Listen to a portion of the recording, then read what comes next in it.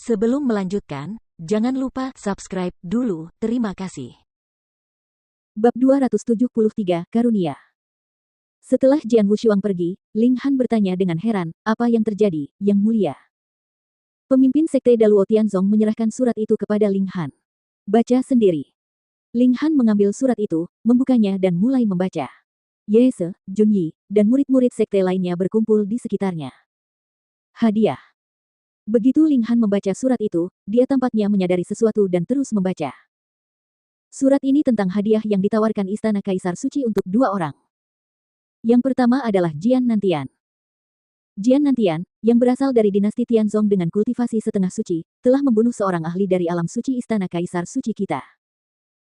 Jian Wushuang, putra Jian Nantian, yang berada di alam void yang awal dan telah memahami sumber pembantaian dan asal mula dunia, telah berhasil bertarung dengan dua ahli alam Sein pada saat yang sama untuk sementara waktu. Dia adalah seorang jenius teratas di benua Nanya. Kedua orang ini adalah musuh bebuyutan Istana Kaisar Suci kita. Siapapun dari sekte atau ahli penyendiri yang membunuh salah satu dari mereka akan dianugerahi senjata sihir tingkat 3 dari tingkat tinggi. Selain itu, ia juga akan dapat memilih satu rahasia sumber tingkat 2 dari tingkat tinggi istana sesuka hati. Membaca surat itu, Ling Han dan yang lainnya terkejut. Betapa hebatnya mereka. Bisakah kau percaya mereka benar-benar ayah dan anak? Sang ayah membunuh satu ahli Sein Realm dengan satu tembakan sementara putranya, di alam void yang awal, bertarung dengan dua ahli Sein Realm sekaligus. Sungguh luar biasa. Itu memang luar biasa. Para jenius seperti Yese, Junyi, dan yang lainnya dari Sekte Daluo Surga sangat berbakat, tetapi dibandingkan dengan dua orang yang dicari dalam surat itu, mereka tidak sebanding dengan mereka. Terlebih lagi, keduanya adalah ayah dan anak. Potret mereka ada di bawah kata-kata itu, lihatlah baik-baik, kata Master Sekte Daluo Heaven. Ling Han dan yang lainnya segera melihat ke bawah kedua potret itu.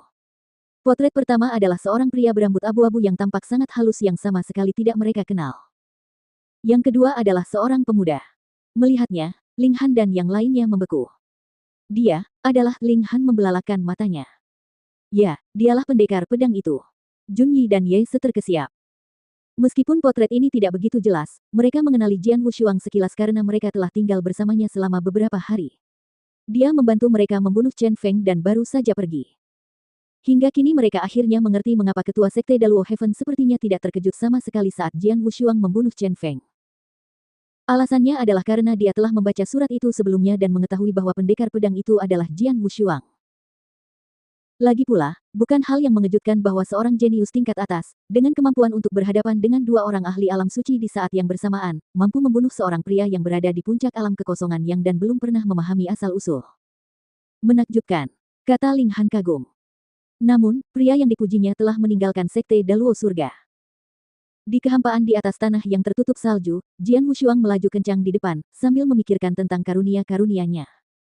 Sungguh mengejutkan. Istana Kaisar Suci akan sangat menghargai ayah dan aku. Pikir Jian Wushuang sambil tersenyum. Dia telah membaca surat itu pula, dan itu sungguh mengherankan bahkan baginya. Senjata sihir tingkat 3 dengan pangkat tinggi. Satu rahasia sumber kelas 2 tingkat tinggi. Keduanya sangat berharga dan langka. Adapun senjata ajaib, mereka jarang terlihat di seluruh benua Nanya. Biasanya, senjata ajaib tingkat 3 dari peringkat rendah sudah cukup untuk membuat para ahli biasa di alam suci iri, apalagi yang peringkat tinggi, yang akan membuat mereka gila. Kalau berbicara soal rahasia sumber tingkat 2 dari pangkat tinggi, perlu diingat bahwa bahkan sekte-sekte teratas seperti Sekte Daluo Surga dan Sekte Pedang Belantara hanya mempunyai rahasia sumber tingkat 2 dari pangkat rendah atau pangkat menengah yang terbaik. Hanya sekte super seperti Istana Kaisar Suci dan Sekolah Alkimia yang dapat memiliki rahasia sumber tingkat 2 dengan peringkat tinggi. Istana Kaisar Suci yang kaya dan berkuasa hanya bisa memperoleh 8 jenis rahasia sumber seperti itu, yang dengan jelas menunjukkan betapa sulitnya memperoleh hal-hal seperti itu. Para ahli alam suci pasti akan berjuang keras untuk mendapatkannya. Jika kedua kondisi itu terpenuhi, hadiahnya akan menggemparkan seluruh benua Nanya. Pedang pembunuh 3 kali milikku juga merupakan senjata ajaib, dan telah dipulihkan ke tingkat kedua. Aku juga memperoleh 2 jenis rahasia sumber tingkat ketiga di tanah leluhurku. Namun, sebagian besar ahli alam suci di benua Nanyang tidak memiliki keberuntungan sepertiku. Kurasa sejumlah besar ahli alam suci mengincar ayah dan aku setelah hadiah itu diberikan. Pikir Jian Wushuang. Dia benar. Pengumuman Istana Kaisar Suci tentang hadiah itu membuat seluruh benua Nanyang gempar. Kekuatan dari berbagai sekte, termasuk ahli penyendiri yang tak terhitung jumlahnya, terkejut dengan besarnya nilai hadiah tersebut.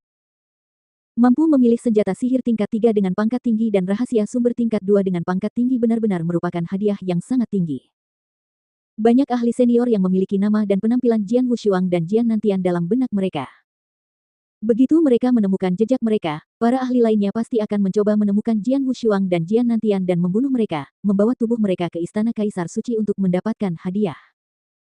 Karunia-karunia tersebut telah menjadikan Jian Wushuang dan Jian Nantian musuh bagi banyak ahli alam suci di benua Nanyang, sehingga membuat pilihan yang mereka hadapi menjadi sulit. Benua Nanyang memang besar, tetapi sekarang tempat yang bisa aku kunjungi semakin sedikit karena Bonti. Mungkin dinasti Tang adalah satu-satunya pilihan bagiku, pikir Jian Wushuang. Di benua Nanyang, dinasti Tang adalah tempat yang paling kacau dan anarki. Sejumlah besar ahli yang dicari oleh berbagai sekte dapat ditemukan di sana. Oleh karena itu, bahkan jika Jian Wushuang kadang-kadang menunjukkan kekuatan tempurnya yang kuat di dinasti Tang, itu tidak akan menarik perhatian orang lain, karena itu adalah tanah yang luas dengan banyak ahli. Lewati wilayah utara dan aku bisa sampai ke dinasti Tang dalam waktu 10 hari dengan kecepatan penuh. Dengan mata berbinar, Jian Wushuang mulai bergegas menuju dinasti Tang dengan kekuatan penuh. Pada saat yang sama, di puncak gunung raksasa di salah satu kerajaan besar, seorang pria berambut putih, yang tampak agak muram, sedang minum sendirian dengan rambutnya yang berkibar. Di samping kakinya tergeletak beberapa mayat, dan salah satunya adalah seorang ahli transendensi ilahi, yang napasnya masih menderu bahkan setelah sekarat. Saat membaca bonti di tangannya, lelaki itu, Jian Nantian, tersenyum penuh penghinaan dan dengan kekuatan yang terkumpul di tangannya, bonti itu langsung berubah menjadi abu. Datanglah dan tangkap kepalaku jika kau berani.